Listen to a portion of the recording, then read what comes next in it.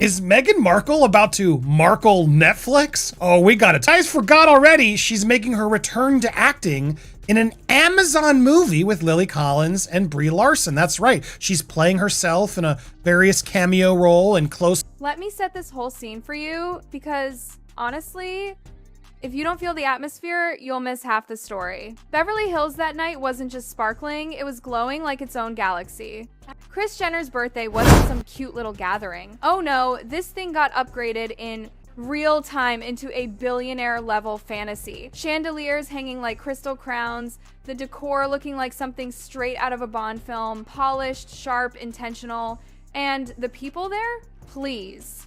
The guest list was practically a catalog of power. Kardashians floating through the room like royalty, sports legends, taking photos in little clusters, tech billionaires networking like their lives depended on it, and security so tight you'd think they were guarding nuclear codes instead of a birthday cake. They told everyone this was just a birthday party, but let's be real. The truth? It was a red-tinted PR masterpiece, curated to perfection, made for headlines before the champagne even chilled. This is the kind of party where even the smallest eyebrow raise turns into a meme. The cameras follow every blink. The music dips in and out as the system adjusts to spotlight whoever walks in next. And that's exactly why the energy shifted completely the moment she arrived. Because you know how the media suddenly exploded with headlines about the Duchess returning to acting? Yeah, well, that wasn't imagination. Even Netflix clocked it immediately. They were like, wait a minute, Amazon? Really? So when Meghan Markle arrived, she didn't come in quietly. Oh, absolutely not. She entered like a spark flying into a room full of gasoline. No meekness, no shyness, none of that soft-spoken Hollywood whisper. According to people who were literally inches away, Meghan didn't arrive, she barged in. She came in like she already owned the night, like the room had been waiting for her entrance and she wasn't about to waste the moment. Eyes turned. Conversations froze mid-sentence. All over the trades as a return to acting from the Duchess. Ooh. Well, obviously Netflix took note. They were like, you're making a return to acting on... Even the music paused for a split second, almost dramatically, as if the DJ himself felt the shift. People inhaled all at once. That's the kind of ripple she created, excitement, curiosity, and then that electrifying hint of, oh God, something's about to pop off. Guests closest to the door practically straightened their backs. People who had been gliding around in their gowns and tuxedos suddenly recalibrated their smiles and stances. A few smiles froze, literally froze, like they couldn't decide whether to greet her or pretend they didn't notice. And then those whispered questions started rolling like tiny sparks. Who invited them? Were they even on the... Did they request to be here? And once those whispers start, oh honey, the gossip train leaves the station at full speed. But here's the thing, her presence wasn't even the real drama.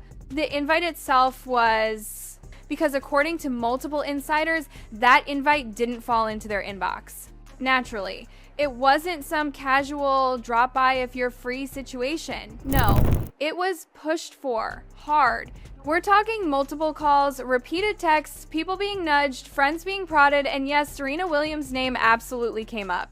Apparently, Meghan leaned on every connection she had. She wasn't hoping to attend, she was ensuring it. And the moment she stepped inside, the entire room recalibrated. Staffers started adjusting playlists like they needed to soften the energy. Security rechecked lists, trying to make sense of her sudden appearance. Even the photographers shifted angles because when Meghan enters a space, every camera becomes a heat-seeking missile. The party, which had been this smooth, luxurious flow, suddenly picked up a sharp edge. It became a mix of curiosity, tension, and that old guard discomfort. Because one thing these high-level, image-obsessed parties thrive on is predictability. A room like that is choreographed down to the millimeter. One unscripted entrance, it's like dropping a match in dry grass. And that's exactly why phones started lighting up under tables. Quiet little texts, short messages being passed around like gossip, Grenades. Did you see who just arrived? Who approved this? Are they supposed to be here? Because the moment curiosity hits a room like that, old stories start resurfacing. Egos flare. And the tiniest shift in attention becomes a bruise someone takes personally. People forgot the champagne in their hands. They forgot the conversations they were having minutes earlier. The whole vibe slowly twisted from smooth glamour into tense, anticipatory static. And then came the question that spread like wildfire. Did they get invited or did they push their way in? Insiders swear the invite was negotiated like a diplomatic treaty, message by message, call by call, all week long. Friendly requests turned into urgent nudges. More names were texted around like chess pieces. Can you make this happen? Appears in one chain. And that alone tells you everything. The version the hosts repeat is clean, polished, and polite. But the version everyone else saw? Messier. Much messier. It looked like someone wanted to be in that room badly and they weren't afraid to maneuver their way in. And here's where things get even more interesting. The moment someone works the room before they enter it, the room feels it. People clock that energy immediately. Allies suddenly get cautious. People who once championed your presence start scanning for risk. It's human nature, especially in Hollywood's political jungle. Some shrugged it off, pretending unbothered. Others absolutely bristled. The tension didn't explode yet, but it hung there, buzzing like static electricity, waiting for one wrong move. Serena's name floated in conversations. So did whispers of favors and back-channel calls. Because let's be honest, when someone uses a powerful friend to get in, people take note. They smile on the outside, but the inside reactions are a different story. Security whispered. Staffers exchanged glances. A door captain later described it perfectly. You could feel the tension like voltage. And he wasn't exaggerating. One unexpected presence was enough to tilt the whole night. But nobody expected what happened next. The thing that blew the entire event into chaos. Because someone had been recording. A phone under a table, a live mic left on, a private conversation caught raw, and once that audio hit the wrong inbox, the night was no longer a party, it became a leak, and that's where everything changed. The moment those recordings started circulating, the entire vibe of the party flipped like a switch. Flashbulbs started popping off more erratically. Conversations that had been loud and expressive minutes earlier shrank into clipped little whispers. There's this sound, this strange, almost physical sensation when a room collectively realizes it's being watched in a way it hadn't prepared for. People straighten their backs, their eyes change, their expressions tighten. Suddenly, everyone becomes hyper aware of their own mouths. That's exactly what happened. Photographers who'd been lazily capturing the glam suddenly looked like hunters.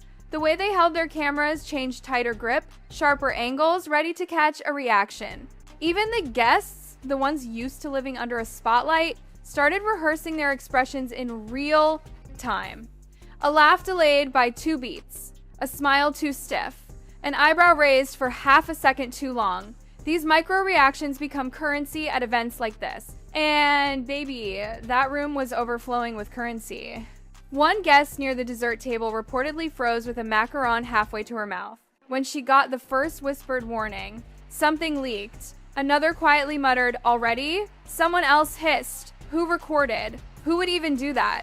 Because remember, these people live in a world where privacy isn't just preference, it's strategy. A single leaked sentence can reshape a reputation, shift alliances, even cost someone millions. So the second people heard a recording existed, and worse, that it was spreading, it felt like the ground tilted. The Kardashians kept their faces smooth, of course.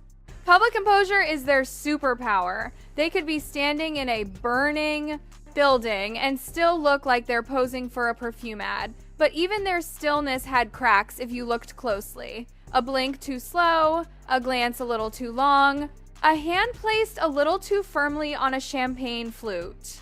Close observers could see it. The room smelled not just of perfume, but of caution. Assistants, always the first to panic, leaned under tables to check their phones. One passed a message to another, who passed it to someone with a name that absolutely would make headlines.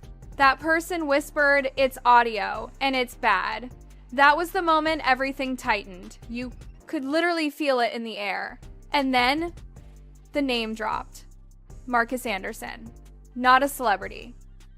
Not someone who would normally make headlines. He's supposed to be part of the wallpaper of these events, the behind-the-scenes operator who knows the lighting cues, the sound checks, the guest list, order, the timing, the logistics. People like him aren't supposed to be noticed. But suddenly, he was at the center of everything.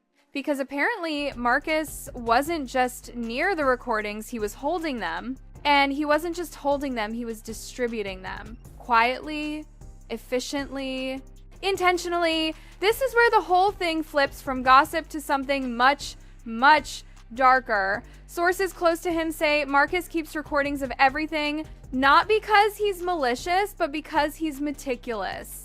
He records sound checks, backstage run-throughs, small snippets to troubleshoot audio. It's routine. It's normal. It's just in case. But at a night like this, just in case becomes leverage, and leverage becomes power. And power, well, that becomes explosive. Rumors spread fast. Did Markus sell them? Did someone bribe him? Was he wronged? Is he retaliating? Is it money? Is it revenge? Or is it something bigger? One insider, someone who has worked with him for years, said quietly, "He knows things. He hears things." People forget the crew are the ones who hear everything. And another source said, "He didn't move alone. Someone helped him transfer the clips." And that matters because no leak of this scale happens by accident. It requires coordination, timing, a network. Between midnight and dawn, the clips moved from one inbox to another, then another, then another, like tiny digital explosions. By morning, they were in editor inboxes, in group chats, in hands of people whose literal job is to turn private moments into global headlines. And the recordings weren't boring. They weren't harmless. They were emotional, raw, jagged, frantic, personal, a strangled breath here, a sharp sentence there, a clipped name, a tone of fear hidden behind frustration. One line allegedly said, "You can't do this to me." Another was a panicked whisper, "Please, not here, not now." Another had a laugh, but not a happy one. A brittle laugh covering something deeper. These weren't clean statements. They were shattered moments. Listeners tried to stitch them into a narrative. Some insisted Meghan sounded cornered. Others said she sounded furious. Some swore it was fear. Others swore it was manipulation. The ambiguity only made it more viral. By sunrise, the entire storyline had shifted. This wasn't gossip anymore. It was evidence. Or at least, that's how people treated it. And once gossip becomes evidence, reputations don't just wobble, they quake. In morning newsrooms, editors scrambled to build rundowns. Some legal teams were already discussing what could be aired and what couldn't. Commentators were prepping their takes. Influencers were sharpening their reaction videos. Late night hosts were writing jokes. Tabloids were refreshing their homepages every 30 seconds, waiting for clearance to publish. The palace was notified at dawn. And trust me, those calls weren't gentle. They weren't calm. They weren't polite. They were urgent. Aides huddled. PR teams drafted statements. Legal advisors whispered about authentication and privacy and risk. Because the palace knows one thing better than anyone. When leaked audio hits the public, it's no longer about what was said. It becomes about what people feel they heard. And public feeling is nearly impossible to control. The first official response from the palace was short, polished, and intentionally vague. The kind of response that tries to shut down conversation without adding fuel. But behind the scenes, it was chaos, meetings, calls, quiet panic, calculations, damage control, and overdrive. Because they knew what everyone else knew.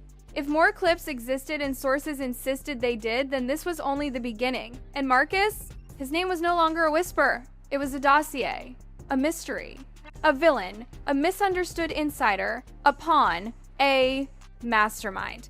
No one agreed, everyone speculated, because leaks like this don't follow one truth, they create multiple truths. And that's the most dangerous part.